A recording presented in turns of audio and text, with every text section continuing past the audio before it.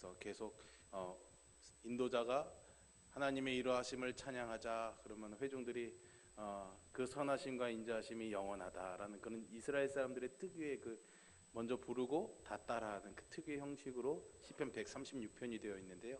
내용을 보면은 하나님이 이스라엘 역사 가운데 우리에게 이런 일들, 특별히 전쟁 가운데서 승리하게 하셔서 이렇게 우리를 오늘날까지 살아오게 하신 그 하나님을 찬양하자라는 그런 내용이 담겨져 있습니다. 그리고 여러분들이 또 귀에 익으신 내 주는 강한 성이요, 이 찬양은 찬송가 458장인데 이 찬송의 작사와 작곡자가 마틴 루터입니다. 여러분, 올해가 사실은 종교개혁 500주년이 되는 해입니다. 그래서 세계 전 교회들이, 개신교회들이 500주년을 맞이해서 우리가 또 갱신하고 다시 개혁하고 또 하나님 앞에 다시금 또 새롭게 해야 될 부분들을 또 올 한 해 동안 그렇게 하자, 그렇게 하는 그런 운동들이 많이 일어나고 있습니다. 시편의 이 찬양이나 루터가 고백한 찬양이나 사실은 역사 가운데서 섭리하시는 하나님의 손길을 우리가 이 찬양들 가운데서 느낄 수가 있습니다. 오늘 저는 여러분들과 함께 요셉에 관한 생애를 좀 살펴보면서요, 하나님이 한 사람의 인생, 그것이 그냥 한 사람의 생애가 아니라 거대한 민족과 국가의 역사로 이어지도록 하시는 그 하나님의 섭리하심. 그러나 그 과정 가운데서 정말 여러 가지 어려운 일들이 있었지만 그 모든 것들이 하나님의 손길이었다는 것을 우리가 다시금 확인하면서 나의 개인의 삶에도 하나님의 이런 손길들이 있음을 확신하고 또 그것에 대한 믿음을 가지고 또 하루하루 살아가는 그런 믿음의 큰 힘을 얻는 복의 시간이 될 수 있기를 간절히 소망합니다. 얼마 전에 뉴스를 보니까 사우디 왕국에 대한 그런 가십 기사가 나와 있었더라고요. 제가 그걸 보면서 깜짝 놀란 게 있습니다. 사우디 초대 국왕이 이제 나라를 세우고 1953년에 이제 돌아가셨는데 그 다음부터 그 아들들이 왕위를 오늘날까지 7대까지 이어가고 있습니다. 근데 이렇게 보니까는요, 그 왕위 다툼이 굉장히 치열하더라고요. 왜 그런가 하고 봤더니 아들이 45명. 별로 안 놀라시는 분도 있는데요. 아들 뭐 그까이 거 45명이야 뭐. 아들만 45명입니다, 여러분. 그러니까 딸까지 뭐 어마무시하겠죠. 이 아들들을 한 아내가 낳았느냐? 그럴 수 없겠죠. 아내만 22명. 부러우신가요? 엄청나죠. 참 왕이 그래서 좋은 것 같습니다. 어쨌든 그래서 막 싸움이 많이 일어나고 있는 것 같아요.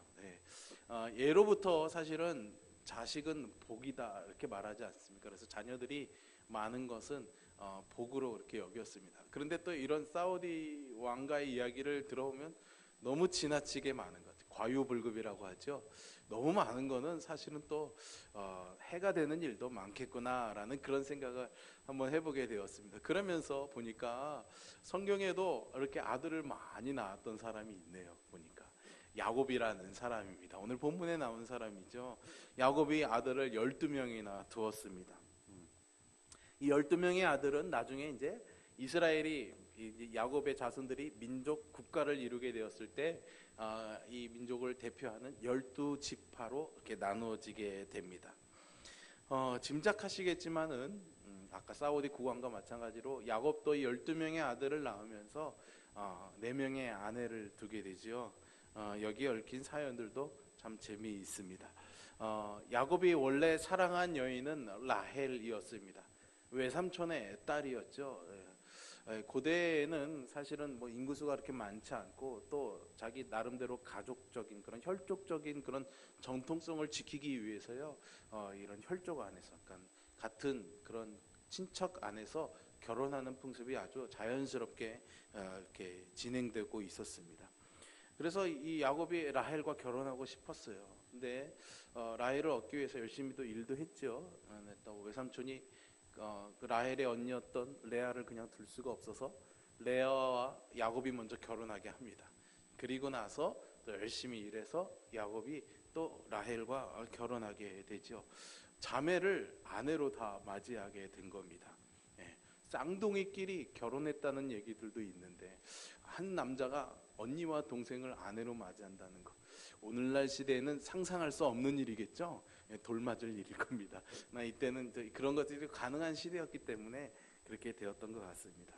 그래서 야곱이 라헬을 더 많이 사랑했지만 하나님은 또 사랑받지 못하는 레아가 또 안타까웠는지 자녀의 복은 레아에게만 주십니다. 그래서 레아를 통해서 첫째 아들이었던 루벤에서부터 스불론까지 6명의 아들을 낳게 하여요. 예, 그러니까 아들이 많으니까 든든했겠죠. 예. 그러니까 이것을 옆에서 보던 라헬이 이제 질투도 나고 열부딱지도 나는 겁니다. 나는 아이를 못 낳고 있는데 언니는 아이를 6명이나 낳으니까 괜히 남편의 사랑이 또 아이들 때문에 언니에게 가는 것이 아닌가. 그래서 궁리를 하다 나는 못 낳고, 그러다 보니까 자기의 몸종이었던 빌하라는 여인을 이 야곱의 짐소에 들여보내서 결국에는 단과 납달리 두 아들을 얻지요. 이걸 보던 레아가 또 질투가 또 커져가지고 자기만으로는 6명으로 만족을 못했는지 자기 몸종인 실바를 또 들여보내가지고 갓과 아셀을 낳게 합니다. 그렇게 하면 이제 몇 명을 낳은 거죠, 여러분? 10명. 아, 셈이 빠르시네요. 예, 그래 라헬이 난 여기서 끝인가 보다 싶었는데 하나님이 또 라헬을 사랑하셨는지 야곱의 노년에 라헬을 통해서 귀한 아들을 얻게 하는데 그 아들이 바로 요셉이었습니다. 그리고 나서 또 한 아들인 베냐민을 낳다가 안타깝게도 이 라헬이 죽음을 맞이하게 됩니다. 어쨌든 4명의 아내, 12명의 아들들, 어떻게 보면 참 복이 있는 가정이 될 수도 있었는데 이 많은 가족 속에서 자녀들로 인해서 문제가 발생하게 되죠. 그 이야기가 오늘 이제 본문인 창세기 37장에서부터 전개가 되기 시작합니다. 야곱이 이 문제의 원인이 되었던 것은 야곱의 편애 때문이었습니다. 야곱이 12명의 아들 중에서 11번째인 요셉을 편애했습니다. 10손가락 깨물어 안 아픈 손가락은 없지만은 그래도 그 중에 제일 아픈 손가락은 있죠, 여러분. 그죠? 야곱의 마음이 그랬던 것 같습니다. 요셉에게 그런 마음이 갔어요. 그 이유를 따져보자면은 그래도 야곱이 가장 사랑했던 아내인 라헬이 낳아준 아들이었기 때문이었겠죠. 또 아까도 말씀드린 것처럼 라헬이 베냐민을 낳다 죽었기 때문입니다. 노년에 얻은 사랑하는 여인에게서 난 귀한 아들, 게다가 어려서부터 어머니 없이 자라야 되는 그 아들의 측은지심이 더해져가지고 이 아들을 많이 사랑했던 것 같습니다. 하지만 단지 그냥 노년에 얻은 아들이라는 이유로 또 라헬에게서 얻은 아이라는 이유로 요셉만을 더 사랑했다는 것은 베냐민을 생각하면 또 그렇지는 않은 것 같아요. 그러면 요셉과 베냐민을 똑같이 사랑해줘야 되는데 유독 이 야곱의 사랑이 요셉에게만 집중되는 것을 보게 됩니다. 또 다른 이유가 있지 않을까. 2절에서 보면 그런 흔적을 또 찾아볼 수가 있습니다. 17살이 된 요셉이요, 이복 형제들과 함께 들판에서 양을 치게 되면서 알게 된 그런 형들의 잘못을 아버지에게 고합니다. 형들의 입장에서는 고자질이지만 아버지의 입장에서는 정직하게 이 아들이 아버지한테 와서 잘못한 것들을 말한 거죠. 형들이 혼낼 수도 있고 소위 요즘 말로 말하면 왕따도 당할 수 있을 텐데 용기를 내어서 말해준 것이 기특했었을 수도 있을 것 같습니다. 어쨌든 야곱이 요셉을 이렇게 편애하게 된 근본적인 동기는 성경에서 우리에게 설명해 주지 않고 우리가 그 시대로 가서 야곱에게 물어볼 수도 없는 문제이기 때문에 정확하게 알지는 모르겠습니다. 하지만 어쨌든 이 야곱이 요셉을 너무나 많이 사랑했습니다. 그래서 오늘 본문에서 보시는 것처럼 이 아들에게 채색옷도 만들어서 입히게 되죠. 요즘은 여기 계신 여러분들 옷이 다 알록달록 예쁘게 이렇게 색깔을 넣은 옷들이 있지만은요, 예전에는 옷감 만드는 일 자체부터가 사실은 귀한 일이었고요. 또 옷감을 만들어도 그렇게 색깔을 넣는 염색이 그렇게 쉬운 일은 아니었기 때문에 이 채색옷, 색깔이 있는 옷을 입는다는 것은 굉장히 어떤 영향력이나 권세, 재물이 있지 않고서, 그리고 특별한 지위나 신분에 있지 않고서는 입을 수가 없는 옷이었습니다. 그런 옷을 야곱이 요셉에게 입혔던 것이죠. 그러니 다른 형제들의 입장에서는 이 요셉이 밉보일 수밖에 없겠죠. 질투하고 미워할 수밖에 없습니다. 요셉과 베냐민을 제외한 이 10명의 형제들이 이 양떼를 몰고 세겜에 머물러 있었습니다. 이 야곱이 이 요셉을 형들이 양들을 잘 돌보고 있나 좀 살펴보게 하기 위해서 세겜으로 이 요셉을 보내게 되죠. 요셉이 세겜에 이르게 되었는데 형들을 찾아볼 수가 없습니다. 그래서 사람들에게 이렇게 저렇게 물어봤죠. 우리 형들 못 보셨습니까? 사람들에게 들어보니까 벌써 이 세겜에서 떠나서 도단까지 가게 되었던 겁니다. 당시에는요, 양을 키우려면 풀과 물이 있는 곳을 찾아서 이렇게 다녀야만 했습니다. 그렇게 멀찍이 아버지가 살고 있는 곳에서 멀리 떨어진 도단까지 또 아버지가 하신 이야기니까 요셉이 형들을 찾아가게 됩니다. 요셉이 온다는 소식을 듣고 또 그가 멀찍이서 오는 것을 확인한 이 형제들이여 서로 수근수근대면서 무언가 일을 도모했습니다. 그게 무엇인가? 요셉을 죽이려는 음모였습니다. 어떻게 보면 형제를 죽이는 것은 끔찍한 일이죠, 여러분. 하지만 한편으로는 이 형들의 음모가 이해가 될 수밖에 없습니다. 아버지의 편애를 받고 있는 이 요셉이 죽이도록 미워 보였겠죠. 그리고 실제로 요셉도 얄미운 짓을 참 많이 했었습니다. 예. 어쩌면 형들이 보기에는 이 요셉이 아버지의 사랑을 독차지하고 있기에 많은 이 아버지의 재산을 혼자 다 물려받지는 않을까라는 생각도 했을지도 모르겠습니다. 어쨌든 그렇게 자기에게 다가오는 이 미움 받을 수밖에 없는 이 요셉을 형들이 쥐도 새도 모르게 없앨 수 있는 좋은 기회가 찾아온 것이죠.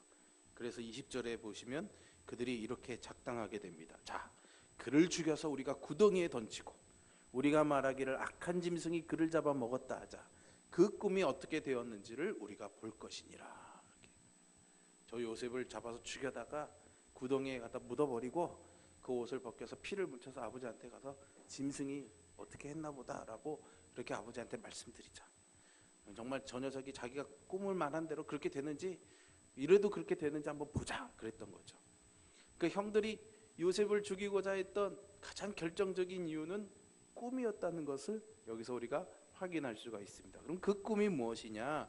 오늘 본문에 이어지는 5절부터 11절 사이에 이 내용이 나오죠. 요셉이 자기가 꾼 꿈들을 형제들에게 말합니다. 밭에서 형제들이 각각 자기의 곡식단을 다 묶어서 이렇게 세워두고 있는데 요셉의 단만 딱 똑바로 세워져 있고 나머지 형제들의 묶은 곡식단들은 다 이 요셉이 묶은 단 주위에 몰려와서 그렇게 절하더라라는 거죠. 요셉의 입장에서는 참 기분 좋은 꿈이었겠지만 형제들의 입장에서는 아이 저 녀석한테 우리가 절을 하다니 굉장히 기분 나쁜 내용이 있어도 있을 것입니다. 요셉이 또 다른 꿈을 꾸었습니다. 해와 달과 11별들이 자기의 별에게 절하다는 거죠.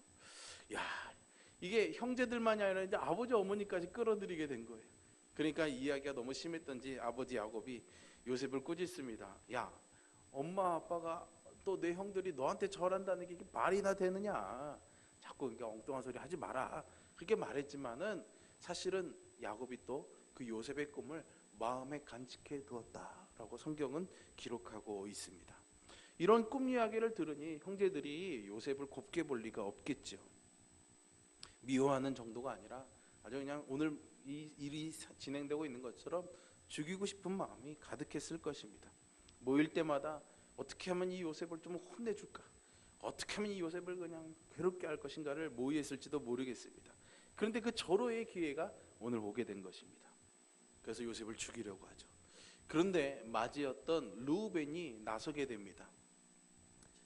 형제들에게 말하죠. 요셉의 피에 손을 대지 말고 대신 그러니까 죽이지는 말고 그냥 광야 구덩이에만 던져넣자라는 거죠. 아무래도 큰 아들이었기 때문에 그 책임감도 있었을 테고 또 아버지가 또 괜히 자기에게 나무랄까봐 그런 마음도 있었기 때문이 아닐까 하는 생각입니다. 그래서 어쨌든 구덩이에 던져넣게 하고 나중에 어떻게 요셉을 좀 구해줄까 싶은 그런 심산이 있었던 것이죠. 어쨌든 이 르우벤의 제안에 동생들이 설득을 당했습니다. 그래서 요셉이 가까이 오니까 형제들이 요셉을 잡아다가 채색 옷을 벗기고 구덩이에 요셉을 던져버리게 되죠. 다행히 이 구덩이에 물이 없었기 때문에 그냥 구덩이에 갇힌 채로 요셉이 있을 수가 있었습니다. 동생 요셉을 이 구덩이에 던져놓고 형제들은 이제 밥을 먹습니다. 참 밥이 넘어가네요. 이렇게. 예. 예. 그렇지만 마음이 그냥 편했겠습니까, 여러분? 사람의 생명에 손을 대는 일인데, 그것도 자기 형제인데요. 예, 쉽지는 않았을 것입니다. 또 아버지한테 가서 거짓말할 생각을 하니까, 야, 이게 그냥 아버지가 들어주실까? 드러나면 거짓말이 들키면 어떡하지? 별 마음이 들어서 뒤숭숭했을 것입니다. 뭐 여러 가지 이런 복잡한 심리를 성경은 다 기록하고 있지 않은 채 그냥 단순히 이 사건을 담담하게 그렇게 설명해 주고 있습니다. 그렇게 형제들이 여러 가지 복잡한 생각에 빠져 있는데 멀리서 보니까 상인들의 모습이 보였던 거예요. 이들이 했던 일이 뭐냐? 향품이나 유향, 모략 이런 물품들을 가지고 길르앗과 애굽, 즉 나라와 나라를 다니면서 국제적인 무역을 하던 상인이었던 거죠. 그때 유다가 번뜩 생각이 났습니다. 그래서 형제들에게 말하죠. 이 요셉을 이 구덩이에서 굶어 죽게 하는 것이 아니라 차라리 저 상인들에게 파는 게 낫지 않겠냐라는 거죠. 왜냐하면 그 사람, 이 요셉이 그래도 우리 동생이고 우리 혈육인데 저의 죽음에 대한 책임을 우리가 지지 말자라는 겁니다. 그러면서도 아버지에게서 멀리 떨어지게 할 수 있는 방법이 팔아 넘기는 거겠죠. 그래서 형제들이 다 동의를 합니다. 그래서 이 상인들과 흥정을 해서 은 20에 요셉을 팔기로 합니다. 그리고 28절에서 이 상인들이 요셉을 데리고 애굽으로 데려갔다라고 말하죠. 공교롭게도 이 요셉을 살려줄 계획을 갖고 있던 르우벤이 이 자리에 빠져 있었던 것 같습니다. 29절에 보시면 르우벤이 요셉이 사라진 것을 보고 아주 망연자실해하지요. 결국 형제들은 처음 계획했던 대로 채색옷에 염소의 피를 묻히고 아버지 야곱에게 가서 요셉의 죽음을 알려줍니다. 야곱이 식음을 전폐하고 정말 나는 이제 아들이 죽었으니 사랑하는 아들이 죽었으니 나도 죽은 거나 마찬가지다라고 그렇게 말합니다.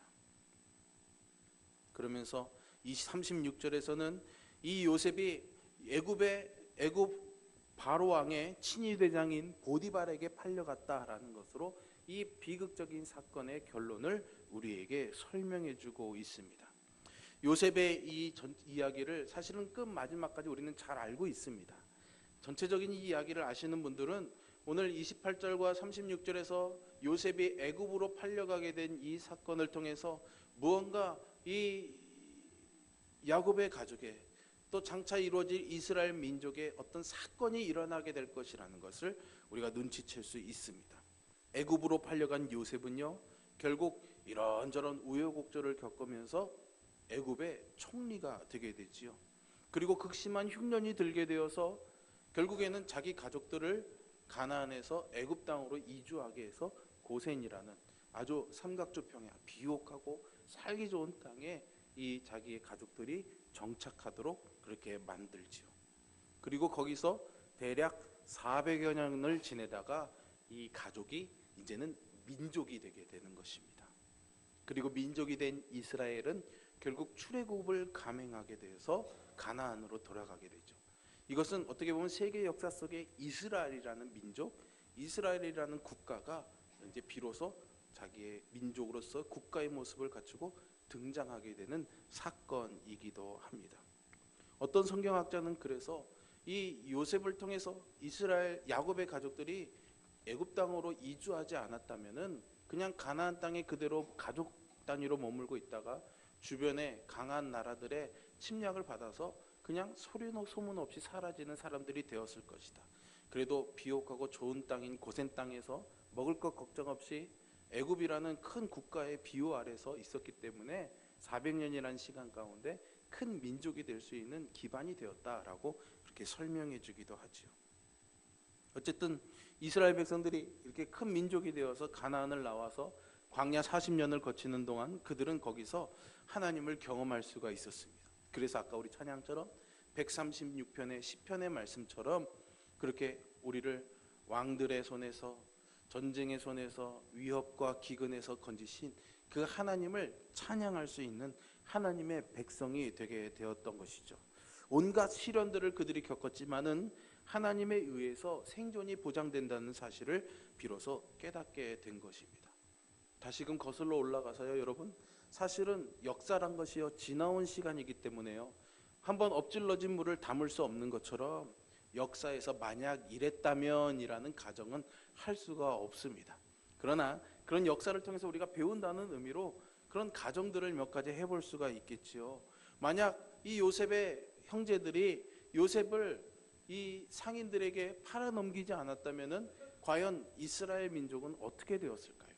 아까 말씀드린 것처럼 그냥 소리 소문 없이 사라져 버릴 수도 있었던 것이죠. 아마 이런 일들이 일어나지 않았다면은 출애굽이라는 위대한 역사도 일어나지 않았을지도 모르겠습니다. 그러니까 오늘 성경의 본문 그리고 이것을 읽는 이스라엘 백성들, 지금 오늘 우리에게도 이 이야기는 단순한 옛날에 있었던 그런 재미있는 이야기가 아니라요. 사실은 이 가운데 이 역사를 이끌어가고 계시는 하나님의 손길을 우리로 하여금 발견하게 해줍니다. 우리의 눈에 보이는 또 우리의 지식 속에 있는 역사적 사실들 속에 우리가 영적으로 볼 수 있는 하나님의 손길을 경험하게 하는 것이죠. 요셉과 이 형제들의 이야기는 그래서 비단 이스라엘 사람들뿐만이 아니라 초기의 기독교인들, 오늘 우리에게도 깊은 영감을 제공해 주기도 합니다. 먼저는 요셉에게서 예수님의 운명을 보게 되는 거죠. 요셉은 예수님의 모형이었습니다. 이야기의 전개가 아주 비슷하지요. 요셉은요 은 20에 팔렸습니다. 예수님은 은 얼마에 팔렸죠? 30에 팔렸습니다. 물가가 조금 올라서 그런 것 같아요. 예. 또 진짜로 어디 가서 그렇게 말씀하시면 안 됩니다. 예. 요셉은요 자기 운명에 저항하지 않았습니다. 형들이 자기를 죽이려고 할 때, 자기를 팔아넘기려고 할 때, 아 이게 지금 뭐 하는 짓이야 도대체? 내가 이렇게 잘못되면 형들을 아버지가 가만두지 않을 거야. 막 그러면서 막 그렇게 저항하지 않았던 거죠. 뭐 나중에 나오는 얘기지만 보디발의 집에 종으로 갔을 때에도 정말 억울한 눈명을 쓰게 되었을 때도 도대체 이게 말이 되지 않냐고 막 항명하지 않았습니다. 자기의 운명에 순응하면서 살아갔던 거죠.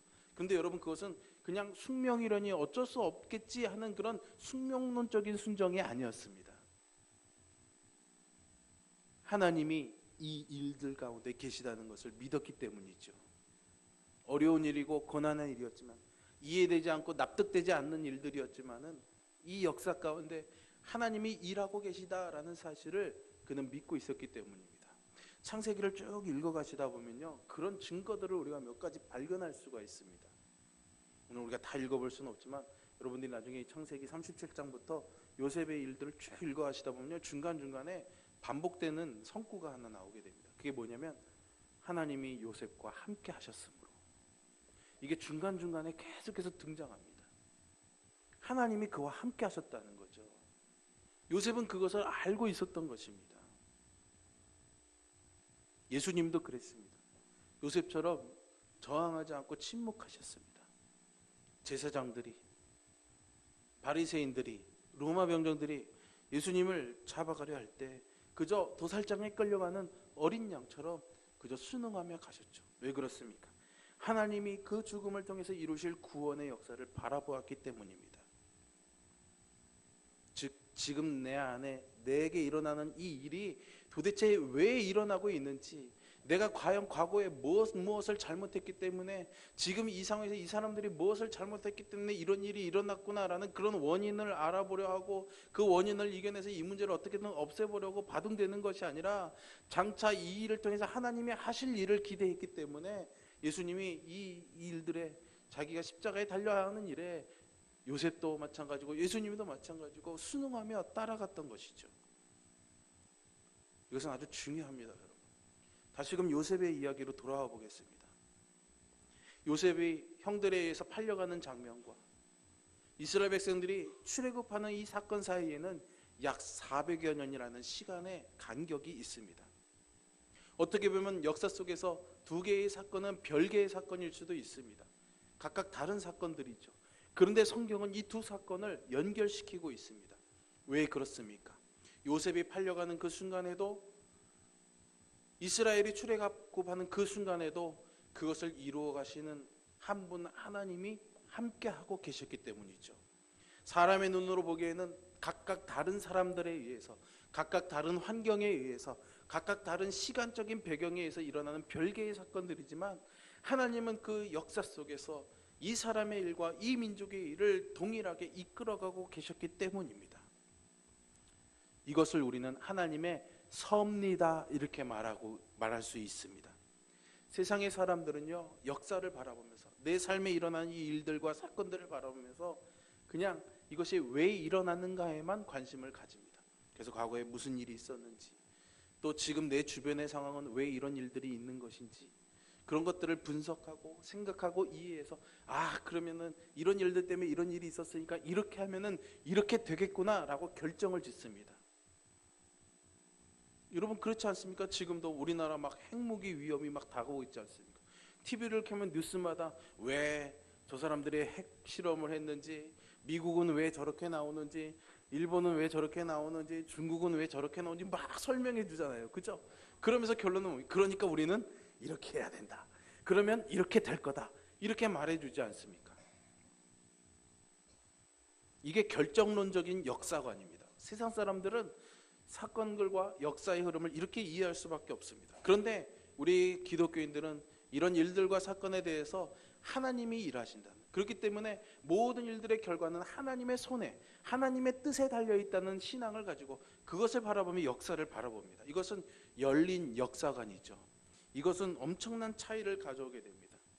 사람들은 그냥 결정된 이런 일들 속에서 이런 일들이 일어날 수밖에 없으니까 거기에 순응하며 살 수밖에 없다라고 숙명론적인 삶을 살아갈 수밖에 없지만은, 우리는 하나님이 역사를 주관하고 계시기 때문에 우리가 이 하나님과 동행하면은 하나님이 이루시는 이 역사 가운데 우리가 참여할 수 있다는 소망과 믿음을 가지며 살아갈 수가 있는 것이죠. 여러분들의 개인의 삶을 살펴보십시오. 여러분들이 이 땅에 태어나게 된 것은 여러분들의 부모님이 중매를 통해 만나든 연애를 통해 만나든 어떤 그런 사건과 일들을 통해서, 만남을 통해서 여러분들이 이 세상에 태어난 것 아니겠습니까? 여러분들이 20년 전에는 10년 전에는 어디서 신앙생활하며 어디서 살아왔는지 잘 모르겠지만은, 그때 여러분들이 내가 10년이 흐른 후에 20년이 흐른 후에 여기 홍천 성결교회에 와서 신앙생활 할 거다라고 예측하면서 그렇게 살아오신 분이 있습니까? 어쩌면은 매 순간순간 우리는 요셉이 겪었던 것처럼 그렇게 형님들이 자기를 판 것 같은 그런 사건들을 매일매일 경험하면서 살아가는 것이죠. 그런데 그 가운데 하나님의 신비로운 섭리가 담겨져 있다라는 것입니다. 그러면 여러분, 우리가 경험하는 악한 일들도 하나님의 섭리냐라고 말할 수 있습니까? 그럴 수는 없습니다. 하나님은 선한 분이시기 때문에 하나님의 손에서 악한 것이 나올 수는 없습니다.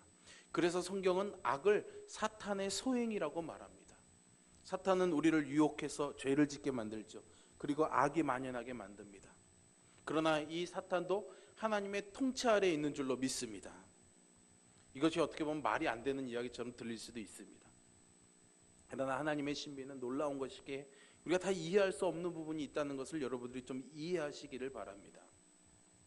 그래서 사탄이 행하는 것 같은 그런, 요셉이 형들에게 팔려가는 것과 같은 이런 말도 안 되는 이런 불합리하고 정말 억울하고 정말 이 어려운 일들이 여전히 일어나고 있지만은, 우리는 요셉과 같이 하나님이 이 일들 가운데 계시다는 믿음을 가지며 살아야 될 줄로 믿습니다.